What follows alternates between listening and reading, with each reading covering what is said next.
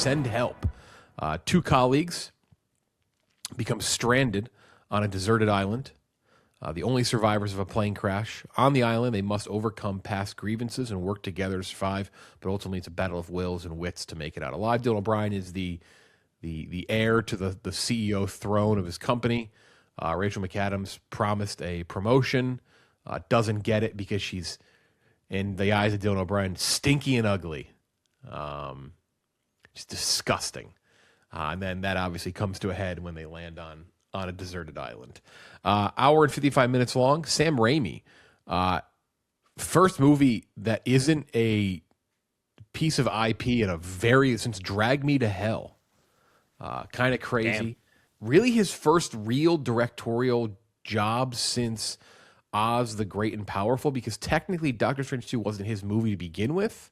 It was obviously his full job. He didn't come in and save it at the last second. He directed the whole movie, but his first movie that was his from the get-go, since Oz the Great and Powerful, not great. Drag Me to Hell came out in 2009, so his first non-IP since then. Wow. Since Obama won. Damn. Allison Lohman was still a person. Crazy. I mean, Remember her? That is crazy. I don't think I realized it, but it obviously makes sense because when you start to add it up in your head, you're like, okay, he hasn't done anything in that long. Rachel McAdams, Dylan O'Brien, other people in this movie as well, but I mean, it's a two-person movie. 17.5 to 18 million opening, had a big comeback this weekend because early on it looked like Iron Lung, which is the movie I was referring to a moment ago. Iron Lung, which I'm seeing later today after we record this, was going to win the weekend. Kind of an out of nowhere, I think, self-funded movie, right? Iron Lung. So, I mean, I think when we see it, we should all talk about it because obviously it's doing pretty decent for what it is. I think it cost $3 million to make, which is crazy. Damn. Stuckman's going to be mad. YouTubers in it and shit. Crazy. But that one is going to make right around the same amount of money. So this might beat it.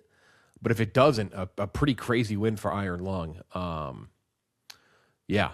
So we'll talk about Iron Lung based off of a video game, which there's another movie that is based off a video game that's in theaters right now that Klemmer and I are definitely going to talk about at some point later on in this episode. Horror movie, too. But Send Help, 88% split around Tomatoes, pretty high. 7.3 IMDb, 76 Metacritic, 3.5 Letterboxd. Klemmer, I'll start with you. Send Help. What'd you think? What'd you give it? I guess I'm at an 82. I like this a lot. This is a fun ride. Just this is so Sam Raimi that I had to double check to see if he wrote it. I don't think there's ever been a movie made that's more up his alley than this, and he delivers. This works so well because of Raimi and also because of McAdams and Dylan O'Brien, who have just this a fun chemistry between the two. They're both obviously really good actors, and then they just work really well off of each other. So you have great casting. The desert island is fun to look at, obviously. It's beautiful landscapes. And then you have the horror, comedy, thriller, also modern office politics all mixed in. And it ends up being a really good movie, which is the second really good movie we've had in January, which I don't know how many Januaries you can say that. 28 years later, Bone Temple was fantastic. I had this just a little below it. So, but I mean, to get two movies that quality in January is such a treat.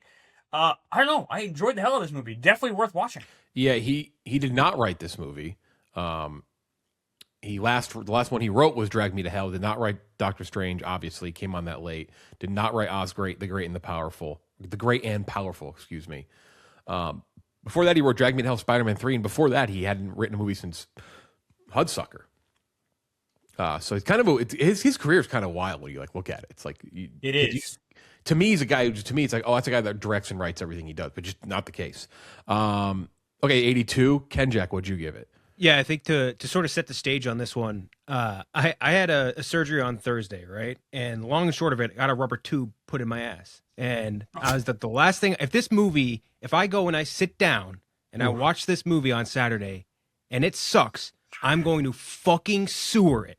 Because I have to sit down 2 hours with this in my ass throughout the entire thing. And luckily, not the case. To me, this is an 85 out of 100 movie. It's Horrible Bosses combined with Castaway, which is a concept that should not work whatsoever, but it does.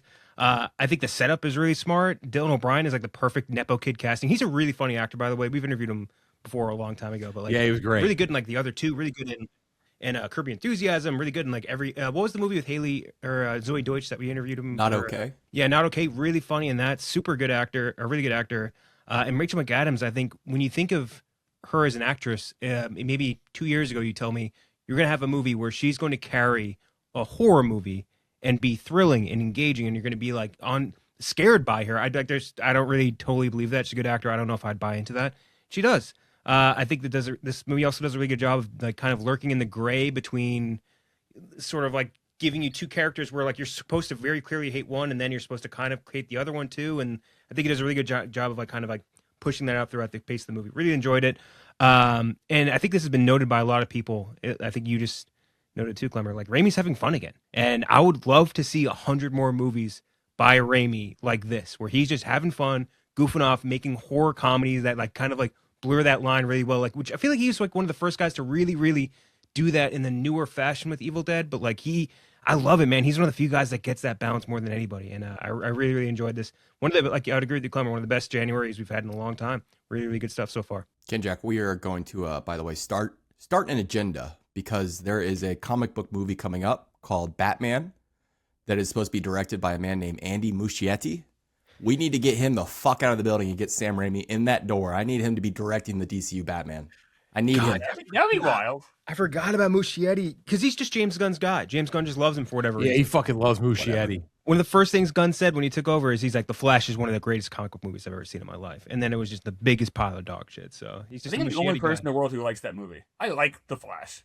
It's one of the best comic book movies of all time.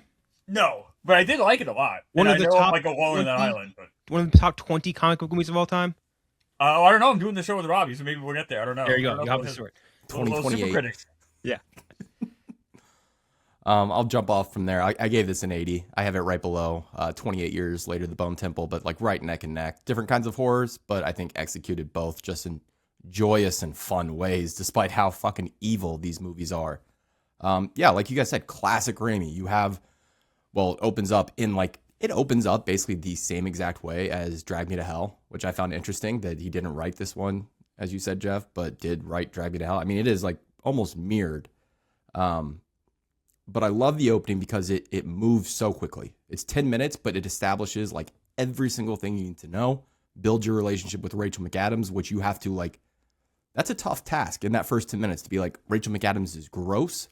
She's disgusting. Look at this tuna fish. Look closely at how disgusting this tuna fish is on the corner of her mouth. Those zoom shots were just disgusting. And so he has a lot of stuff like that. The zoom shots on the plane, I love that when the plane is falling apart. The POV shots throughout the movie remind me a lot of The Evil Dead. I mean, it's just so fun and tight and never stops moving, and the twists work every single time. There's a lot of twists towards the back end, which can get really fucking messy and hairy for some people, but it works here. And like you guys said, Dylan O'Brien playing perfectly off of McAdams. Yeah, no, this was a great time, and I would agree. I think this is the best January I can ever remember. Not just this and Bone Temple, but two solid streaming releases, The Rip and People We Meet on Vacation. Dead Man's Wire, I'm hearing, is good. I saw The Moment this week. That was good. We have a lot of good movies in theaters right now. Primate? I enjoyed Primate. Yeah, I haven't seen that. I heard Primate was fun. Like, this is crazy. Crazy. For a year that's supposed to be like the best year we've had in a decade, it's already living up to the billing. Yeah, I gave it an 84. I liked it quite a bit. It's very, very, very Sam Raimi. The editing, the shots, the way it looks, it just goes for it. I really kind of echo what everyone said. I especially just the idea that this movie just kind of gets going right out of the gates, right? And that's why it works, I think. Because here's the thing, with the absurdity of Raimi stuff, I think it's always better when you have less time to think about it and you're just kind of thrust into the chaos, right? You're just thrust into the story and the characters, and you just kind of buy into it. You buy into this piece of shit CEO guy. You buy into this crazy worker who isn't getting any breaks in life, and is now trying to make the best of this crappy situation. That's easily, to me, why when his stuff is working, it's working, because it's unapologetic. It doesn't slow down. It's a pace that's unlike anyone else really kind of in this genre, because yes, it's also horror, but it's horror comedy as well, and nobody kind of does it better than him. So yeah, I loved it. I thought it was a great time. 84 out of 100, really enjoyable, fun, kind of wacky movie. I'm sure there's definitely there's an expectation when you go into a Sam Raimi movie of like what it's going to be and how crazy it can be, and it doesn't always work. Sometimes he's had some stinkers, but I think people who appreciate and enjoy just having a good fun time, I think that's what you're going to get with this. So yeah, 84 out of 100. I really enjoyed it. And we can talk a little more about spoilers now, and kind of how the whole story plays out. And there's some pretty big twists and turns into this, right? Like I never thought there'd be an attempt to like save them, which I feel like subverts expectations of this type of a movie, of a deserted island or like stranded movie. I think that was my favorite part, because I did not see that coming. Because like there's a bit of it. There are some moments early where like the Rachel McAdams character sees some things that might save them or help them, and he tries to get off the island at one point. But I never thought there'd be like a full on attempt to come get them, which is nice, because it's one of those things you just don't see in these types of movies. Absolutely. It did have fun kind of playing against the Castaway or even like the Gilligan's Island or any of those kind of things where you have to save yourself. You have to save yourself. It's like, no, these people could be saved a number of ways you see throughout the movie. And Rachel McAdams keeps rejecting it, which is also something you typically don't see in these movies. I really enjoyed that. As two Survivor, Klemmer, you love Survivor too, right? I love it. Yeah. What'd you guys think of her audition tape? Would you have cast her on the show? I don't know. Would you have been like, no, get this fucking nerd loser out of here? Rob, I don't think I think it was fun because I think it's like most Survivor tapes. Like, Yeah. oh, I can do these things without really knowing who they were, or about themselves. So I think it actually hit the Survivor stereotype casting tape to a T. Would you rather her or Michael Rappaport? Just speaking of other guys getting reality TV show spots lately. Oh, terrible. I love Traders, but God, what a brutal casting he is. What a fucking loser. I loved that was just a nice little like relatable like modern day nod too, right? Like it's one of those things where you build in, because again, like these types of stories, right? So often it's like, how does this person know how to do this? How does this person do this? Why? Like, how can they survive? And like, it's a fun, believable, like relatable way to kind of throw in that like element of the character. I wouldn't have fucking thought it. Like really small creative things. So shout out to the writers on that one. That was a great addition. Great idea. You know what I loved? I loved how it showed her bookcase. You can tell so much about a person if you just look at the books on their shelf in their home. And like it totally identified the character, and also her office cubicle. It wasn't just the survivor stuff or the surviving stuff. It was like how she's always, look at that, Batman, let's go. It was also this optimist. So like she's always like, oh, like all this, like you make a good situation, have a shitty one, and like all that stuff is kind of littered around her cube, around her home. And it kind of explains why the character does a lot of things. I wish more movies were that intelligent to just show somebody's home if you need to show kind of who a person is, Exposition, as opposed to yeah. telling us all over and over again. Yeah, give them a little bit of development through that. I thought that was really smart. What do you guys think too of and I think this is kind of like the point throughout the movie is like the power dynamic flip, and then like who you dislike, I guess, kind of flips with it, right? Because like you can't think of a more hateable character than like the Nepo kid replacing the meritus person with the frat guy, Right. right? That's the most easily hateable person of all time. But then throughout the movie, as that dynamic flips, where she's just having to eat shit the whole time, to now he's having to eat shit, and then you kind of have to like dislike her too. I thought that's such a hard thing to do, to have a movie with two leads that you don't necessarily, or by the end of the movie aren't really going to like. That's really hard, and I think that was pretty expertly handled by Raimi. Yeah, and also like it does give backstory, the campfire scene specifically, of like why they are that way. So good. But it doesn't at any point vindicate them or let them off the hook. Like they are, at the end of the movie, you are supposed to just not like either of these people, but kind of leave having had a ton of fun and still somewhat rooting for Rachel McAdams despite all of that. Like it's very strange, but it works so effectively and makes you honestly think like what he's trying to say. You know what I liked was that it explained their trauma they had in their life, but it didn't fix it. And that's most people. Most people have trauma in their life, but it doesn't get resolved. And these people both explain that fire. By the way, that campfire scene was fantastic. This is where having actors of this quality just elevate something like this. That was so well done, so well acted, and then it never got resolved. By the end, I don't know about you guys, I was rooting for Dylan O'Brien. That's what I'm saying. Like, that's Yeah. so hard too, because he should be like in the beginning of that movie. Every other movie, 99% of the time that this movie is made, Dylan O'Brien is the guy you hate from start to finish, right? You should feel almost zero empathy for him, but they make him like not likable, but you don't want him to get killed. So No. like, that's, I think, very hard to do.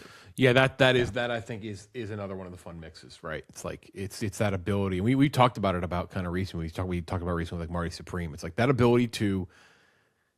It's not an easy task, and I think it's kind of cast aside too quickly. That the ability to take a character who should be despised and unlikable, and you should be rooting against, and you kind of have sympathy for them, like that takes a lot of talent writing wise, and that's why. And also, like, by the way, obviously the chemistry between them was off the charts too. That was a big thing. Obviously, if one way doesn't work, this is an absolute disaster because this is like the only two people you really see for most of the movie, the vast majority. So that was a big part of it. But like solid writing, nothing crazy, right? Nothing going to blow you away. But like writing that allows you to get the characters, and that's kind of all this needed. This didn't need anything more than that, right? This is supposed to be a fun horror comedy, and they gave you the nuts and bolts of what you needed the most. And it's like. Like you said, you should hate that O'Brien character, but like you kind of don't because both are kind of written in this perfect way where it's like it's a give and take. Fun. You kind movie. of hate the person in power versus the person you hate the have versus the have not. You know what I mean? And that situation changes through the movie, which I think is smart. By the way, do you think it's interesting that both Raimi and M. Night are kind of having this career renaissance in a way at the same time? Like, I feel like they're, in my head, they're kind of linked, not totally, but like two guys that had a very specific style of way of doing things that sort of fell off the face a little bit, and then now they're just kind of coming back around the same time. I think that, and I've thought about this, I think it really speaks to audiences and how much audiences right now want distinguishable filmmaking, which I think really went to the Bayside in like the 2010s where franchises took off and you kind of wanted a same feel. Like audiences wanted that sense of universe and the sense of you're seeing something that relates to another thing. And this is all happening in the same place. I think audiences really want that Raimi. You want to feel that you're watching a Sam Raimi movie. You want to feel that you're watching an M. Night movie or a Jordan Peele movie or any of our great auteur filmmakers that have really, I think, taken off in the 2020s.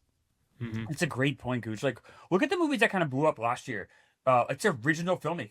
Sinners, Weapons. Kind of go through the list of like movies that really had impact. Even like One Battle After Another. I know it didn't.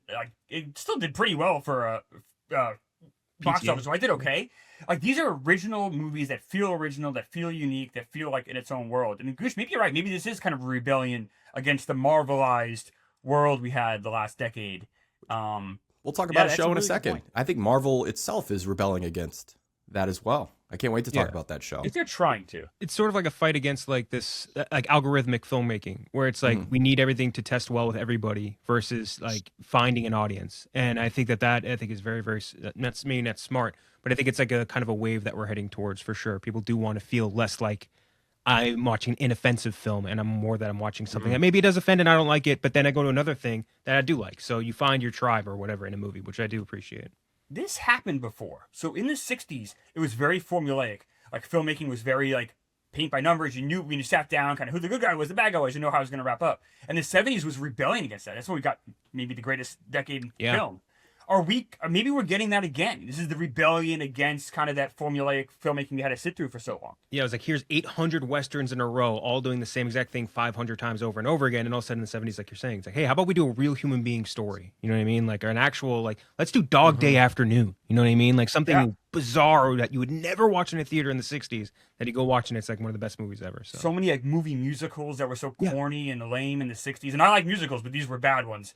And then you flip that to, like you said, like The Godfather and Deer Hunter. It's like, holy shit. Exactly. We were all in the 80s, all between 80, 85. Thoroughly enjoyed Send Help. Fun time. Look, you don't need anything that's going to blow your mind, going to reinvent the wheel, going to, sit there and be an Oscar contender. January, just release a fun fucking movie. Like, right? Just a good time, unapologetic, goes for it. Maybe doesn't have 100% hit rate, but it's just a good, enjoyable, fun movie. So yeah, I enjoyed Send Help. That'll definitely be up there, top 30-ish top 40 movies end of the year. It's kind of where I yeah, had like my 84s last year. So yeah, slots in behind Bone Temple for me. Yep. Good time.